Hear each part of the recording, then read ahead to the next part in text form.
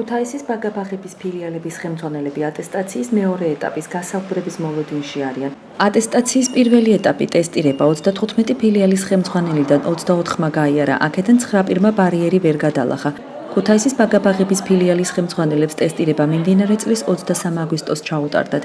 ატესტაციის პროცესს გამოთიშული გამგეები მედიასთან კომენტარს არ აკეთებენ, კერძო საუბრებში კი განმარტავენ, რომ ბაგაბაღების გაერთიანებისგან შესაძლოა ალტერნატიული შემოთავაზება მიიღონ.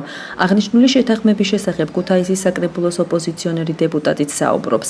მოვლენები, რომლებიც ვითარდებოდა მერიასა და აიპების, მათ შორის ბაგაბაღების ხელმძღვანელებს შორის და მოლაპარაკებები გვაძლევს საფუძველს, რომ რეალურად არ იქნება, ასე ვთქვათ, ობიექტური ეს რეფორმა. თავად ბაგაბაღების გაერთიანებაში კი უარყოფენ ინფორმაციას შეთანხმების შესახებ და განმარტავენ, რომ ტესტირება ღიად და გამჭვირვალედ ჩატარდა. ვინც ვერ გადალახა, მათთან შეთანხმება არ გაგრძელდება, არც რაიმე შეთავაზებაზე საუბარი ამ ეტაპზე არ განხილება.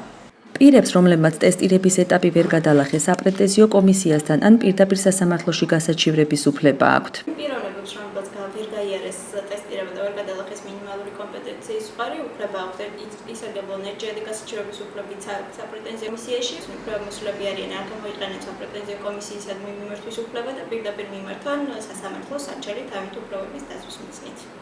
ამ ეტაპზე უცნობია 9 ადამიანიდან რამდენი მიმართავს სასამართლოს, ისევე როგორც უცნობია, როდის ჩატარდება ატესტაციის მეორე ეტაპი გასაუბრება ბარიერ გადალახული პირებისთვის.